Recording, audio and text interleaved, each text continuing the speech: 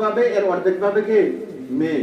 এই এক জায়গায় এইটা নিয়ে বিভিন্ন মহল, বিভিন্ন অভিযোগ, ইসলাম এখানে নারীদেরকে ঠকাইছে।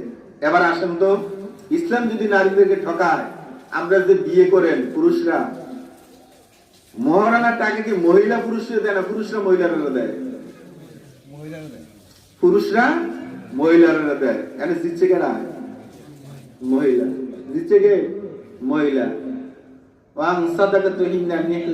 তোমরা সন্তুষ্টি জিততে তোমাদের স্ত্রীদেরকে মহারানা প্রদান করো, এটা ফরজ নাকি? ফরজ। এখন বাবার বয়সী মুরব্বীরা আছেন, যুবক ভাইরা আছেন, যারা মহরের টাকা দিয়ে দিয়েছেন আলহামদুলিল্লাহ, যারা দেন নাই এখন পর্যন্ত, বড় বিপদ আপনার জন্য। এই জন্য বাবার বয়সী যারা আছেন তাদেরকে বিনয়ের সাথে বলি, এখনো সময় আছে, আপনি আপনার স্ত্রীকে মহারানা স্বরূপ জমি জামা কিছু দিয়ে যান। যদি না দেন, কিয়ামতের ময়দানে আপনি আসামি হবেন।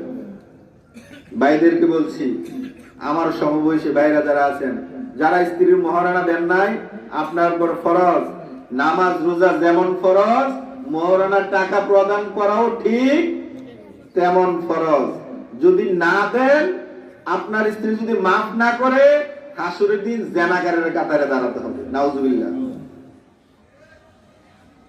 এই জন্য স্ত্রীর মহারানা কি করতে হবে? সন্তুষ্টি চিত্তে দিয়ে দিবেন। তবে আমাদের দেশের মধ্যে এখন বিভিন্ন সমস্যা, মায়াফুল্লাহ খায় না, খাইতো না দেখিয়া এই সেই শক্তকরণের লেগে বিয়া, মহারানার টাকা বেশি করা হয়, ঠিক না?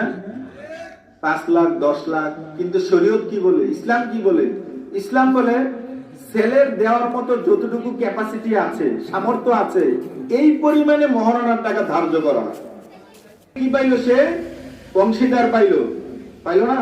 বাবার থেকে সন্তানের অর্ধেক পাইলো, ছেলে সন্তানের অর্ধেক। এবার স্বামীর করে যাইয়া মহারানা পাইলো। স্বামীর সম্পত্তি থেকে কি ভাগ পাইতো না?